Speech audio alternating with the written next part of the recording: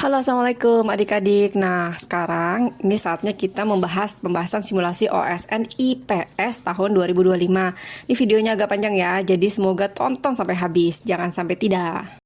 Soal nomor 1, Ahmad seorang siswa SD, setiap hari ia berjalan kaki dan seringkali harus berlari dari rumah menuju ke sekolah agar tidak kesiangan. Ia berkeinginan memiliki sepeda yang akan digunakan untuk pergi ke sekolahnya.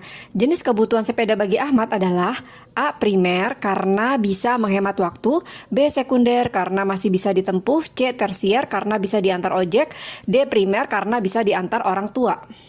Sebelum kita menjawabnya, ada 3 jenis kebutuhan bagi kita. Yang pertama primer.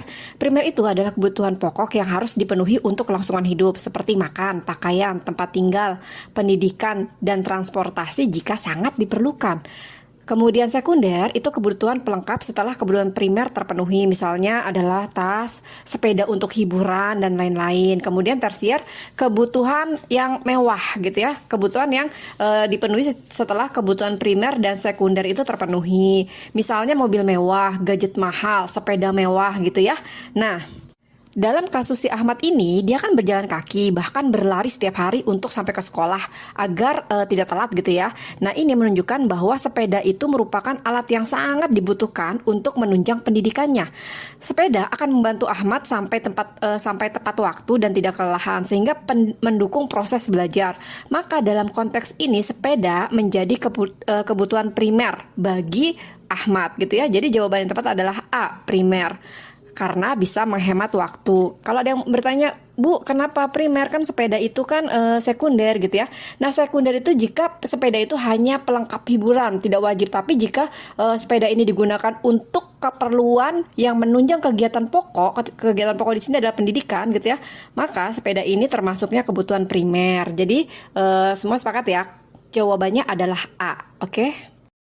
Soal nomor 2, perhatikan pernyataan berikut. Pernyataan A, gejala alam seperti gempa bumi dan tsunami dapat menyebabkan perubahan besar pada lingkungan dan kehidupan manusia. Kemudian pernyataan B, mitigasi bencana penting untuk mengurangi dampak gejala alam terhadap masyarakat dan infrastruktur. Pertanyaannya, berdasarkan pernyataan di atas, hubungan antara kedua pernyataan yang tepat adalah A, pernyataan benar, pernyataan A benar, pernyataan B benar, ada hubungan. B, pernyataan A benar, pernyataan B benar, tidak ada hubungan. C, pernyataan A benar, pernyataan B salah. D, pernyataan A salah dan pernyataan B benar. Sekarang kita lihat pernyataan A. Gempa dan tsunami bisa mengakibatkan kerusakan besar pada lingkungan kehidupan manusia. Nah, ini memang benar ya. Jadi gempa itu menyebabkan perubahan besar pada lingkungan dan kehidupan manusia. Berarti pernyataan ini A ini benar. Kemudian pernyataan B, mitigasi bencana penting untuk mengurangi dampak gejala alam terhadap masyarakat dan infrastruktur. Nah, pernyataan ini juga benar ya. Mitigasi itu memang penting untuk mengurangi dampak dari bencana alam seperti gempa dan tsunami. Nah, apakah ada hubungan? Nah, betul, ini ada hubungan. Iya. Mitigasi dilakukan karena adanya potensi dampak dari gejala alam. Jadi B adalah upaya untuk mengatasi A gitu ya. Sehingga jawabannya tepat untuk pernyataan ini adalah A, pernyataan A benar, pernyataan B benar, dan ada hubungan. Soal nomor 3, kegiatan ekonomi maritim di Indonesia memiliki peran penting. Berikut ini yang merupakan kegiatan maritim adalah A, perkebunan kopi, B, peternakan sapi, C, budidaya ikan lele, D, pariwisata bahari. Nah, sebelum menjawab pertanyaan ini, kalian harus tahu kegiatan ekonomi maritim itu merupakan kegiatan ekonomi yang berkaitan dengan laut. Misalkan baik secara langsung ataupun tidak langsung gitu ya. Nah, mari kita lihat satu persatu jawaban pilihannya. Perkebunan kopi itu dilakukan di daratan, bukan kegiatan maritim ya, jadi bukan kegiatan yang dilakukan di laut. Kemudian peternakan sapi pun juga di darat, maka bukan kegiatan maritim. Yang C, budidaya ikan lele. Nah, ikan lele itu umumnya dilakukan di kolam air tawar, bukan air laut. Bukan kegiatan maritim juga dong yang C ya. Yang D, pariwisata bahari. Nah, contoh kegiatan pariwisata bahari itu berkaitan dengan laut. Misalkan snorkeling, diving, wisata pantai, dan lain-lain. Artinya yang D ini merupakan jawaban untuk nomor 3. Oke, jadi jawaban nomor 3 adalah yang D, pariwisata bahari. Soal nomor 4, salah satu organisasi ekonomi dunia yang memiliki tujuan untuk meningkatkan perdagangan antar negara anggota ASEAN disebut, ASEAN itu adalah Association of Southeast Asian Nation, ya nggak? A. WTO, B. MEA, C. AFTA, D. MEE. Yuk kita bahas satu persatu ya. A. WTO. WTO itu World Trade Organization, merupakan organisasi ekonomi, ingat ya, ekonomi dunia, tetapi cakupannya global, bukan ASEAN. Yang kalian tahu kan di SD itu sudah dipelajari bahwa ASEAN itu adalah organisasi yang dibentuk oleh negara-negara di Asia Tenggara gitu ya. Kemudian yang B, MEA. MEA itu masyarakat ekonomi ASEAN. Nah, tujuannya untuk menciptakan pasar bebas tenaga kerja, barang, jasa, dan modal di ASEAN, lebih luas dari hanya perdagangan barang gitu ya. Jadi dia cakupannya lebih luas, bukan cuman untuk perdagangan. Kemudian AFTA itu Asian Free Trade Area, dia khusus dibentuk untuk meningkatkan perdagangan antar negara ASEAN gitu ya. Nah, ingat ya, antar negara ASEAN dan juga meningkatkan perdagangan, di situ kata kuncinya ya. Kemudian yang D, MEE itu masyarakat ekonomi Eropa gitu ya. MEE itu masyarakat ekonomi Eropa, itu organisasi ekonomi di Eropa tentunya ya, tidak ada hubungannya dengan ASEAN. Jadi jawaban yang tepat untuk soal nomor 4 ini adalah yang C, AFTA. Dia adalah khusus dibentuk untuk meningkatkan perdagangan antar negara ASEAN dengan menghapuskan atau menurunkan tarif bea cukai, bea masuknya gitu ya. Jadi jawabannya adalah yang C, AFTA. Soal nomor 6, Pak Amir memberikan cek sebagai alat pembayaran kepada pemasok atas barang yang dibelinya. Jenis uang dalam transaksi tersebut adalah A. Kartal, B. Giral, C. Token, D. Elektronik. Untuk bisa menemukan jawaban nomor 5 ini, kalian tuh harus tahu nih, uang kartal itu apa sih? Nah, uang kartal adalah uang tunai berupa bisa koin ataupun kertasnya. Jadi dia fisik gitu ya, ada uangnya, ada bentuk fisik uangnya gitu ya. Kemudian kalau uang giral itu adalah uang yang disimpan di bank dan digunakan melalui cek. Bisa cek, bisa biliet giro atau pemindah bukuan juga bisa gitu ya.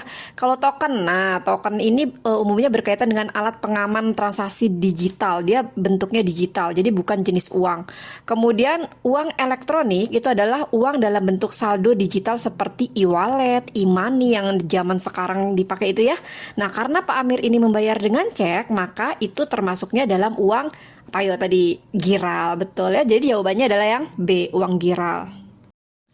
Soal nomor 6, soalnya adalah perantara yang membeli atau menjual barang atas nama orang lain dan tidak ikut bertanggung jawab terhadap tindakan tersebut adalah A. Agen, B. Komisioner, C. Makelar, dan D. Pengecer.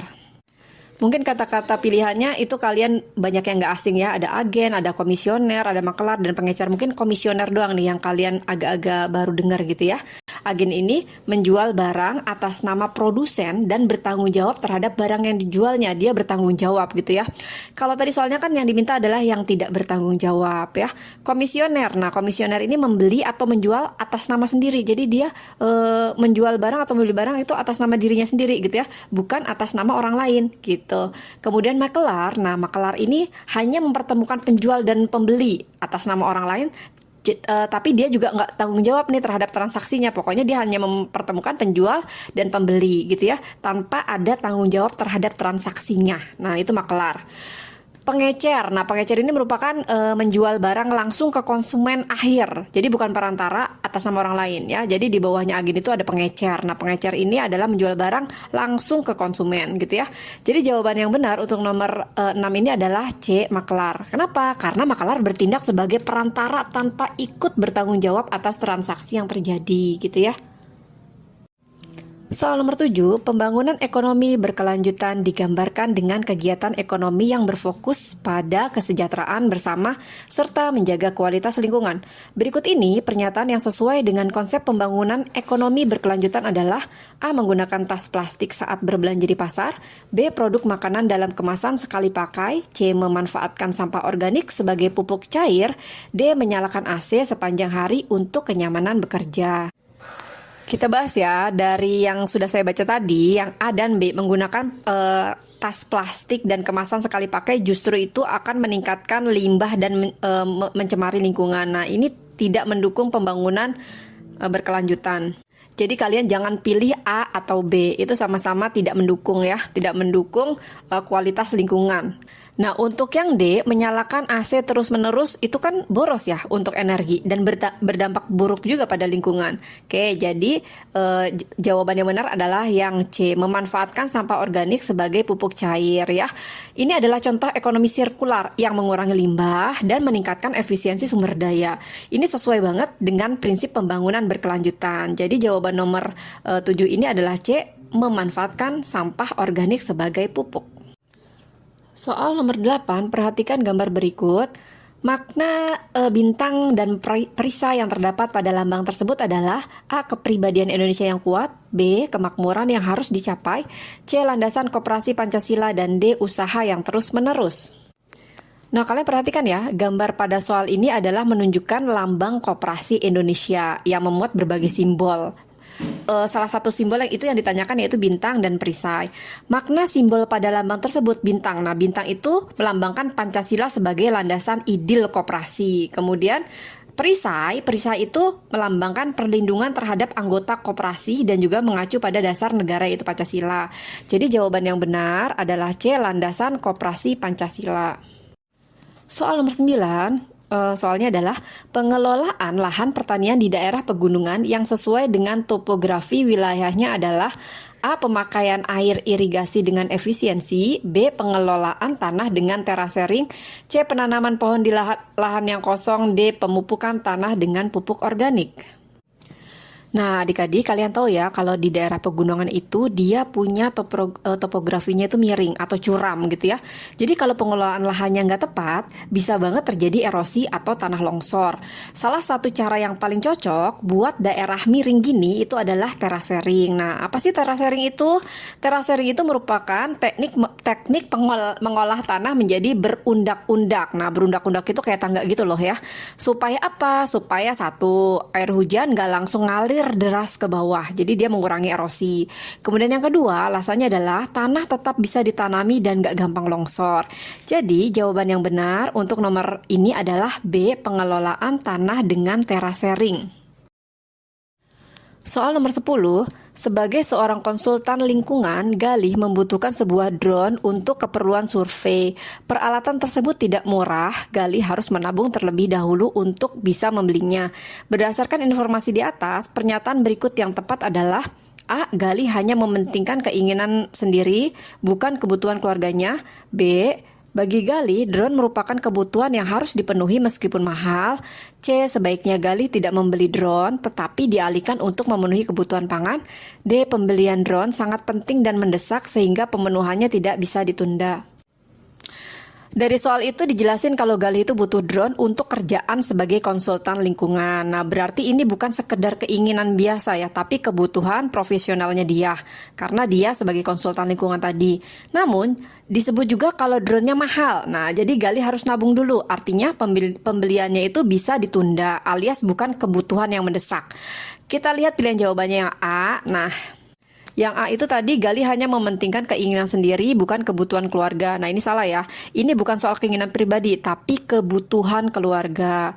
Yang B, bagi Galih drone merupakan kebutuhan yang harus dipenuhi meskipun mahal. Nah, yang B ini sudah mencerminkan kenyataan meskipun mahal, drone itu penting buat kerjaan Galih. Jadi pernyataan yang B ini benar ya. Jawabannya adalah yang B. Tapi kita cek juga yang C. C itu sebaiknya Galih tidak membeli drone, tetapi dialihkan untuk memenuhi kebutuhan pangan. Nah, soal pilihan C ini seolah-olah kayak benar gitu ya, tapi itu kurang tepat karena drone itu dibutuhkan untuk pekerjaan, bukan sesuatu yang bisa diganti dengan kebutuhan pangan ya. Jadi pilihan C salah. Yang D, pembelian drone sangat penting dan mendesak sehingga pemenuhannya tidak bisa ditunda. Nah, ini juga salah. Kalau mendesak, Galih nggak akan nabung dulu dong untuk beli gitu kan. Jadi jawaban yang benar adalah yang B. Bagi Galih, drone merupakan kebutuhan yang harus dipenuhi meskipun mahal. Oke adik-adik, sampai di sini dulu video pembahasan simulasi IPS-nya. Nah, nantikan video-video selanjutnya ya akan saya share bertahap agar tidak terlalu panjang. Terima kasih sudah menonton.